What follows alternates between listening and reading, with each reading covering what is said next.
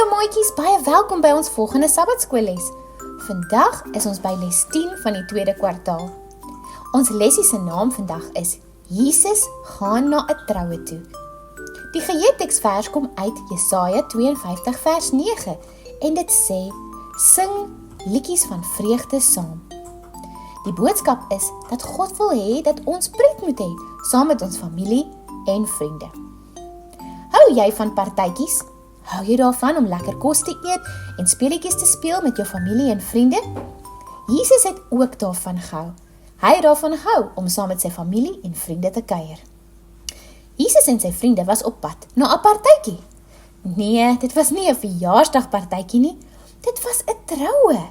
Waar Jesus gebly het, wanneer mense getroud word, het hulle 'n partytjie gehou wat vir baie dae aangehou het. Daar was baie kos om te eet en goed om te drink.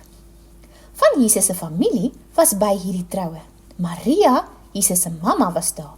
Sy het gehelp om die troue te beplan. Party van Jesus se spesiale vriende was ook daar. Almal het hulle gate uitgeniet, maar die mense wie die troue beplan het, was bekommerd. Die diensknegte het na Maria toe gekom en gesê, al die sap is op, wat gaan ons doen?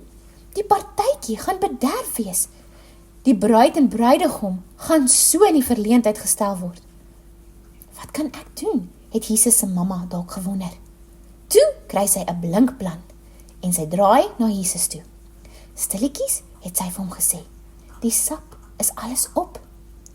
Jesus het om hom rond gekyk. Hy het gesien by die ingang was daar groot kraffies vol water. Hy het stilletjies met die diensknegte gepraat. Gaan en maak daai houers vol water, het hy vir hulle gevra. Hulle was so bietjie verbaas, wat sal dit help, het hulle gewonder. Maar hulle het gedoen soos Jesus gevra het. Toe die houers vol is, het Jesus vir die dienaars gesê, vat nou van hierdie en gee dit vir die man wat in beheer is van die partytjie. Die diensknegte het van die water in 'n koppie ingegooi. Behalwe, dit was nie meer water nie, dit was sap. Pragtige, soet druiwesap. Nou was daar genoeg sap vir die partytjie. Die diensknegte het van hierdie sap vir die man gevat wat in beheer was van die partytjie. Hy het dit geproe en toe sommer die hele koppie opgedrink. Hierdie is baie lekker, het hy gesê.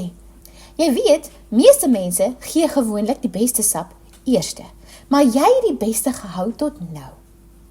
Die diensknegte was so opgewonde. Jesus se mamma en sy vriende was ook baie tevrede. Die bruid en die bruidegom was baie, baie gelukkig. Jesus se vriende het tussen mekaar gesels oor hierdie wonderwerk.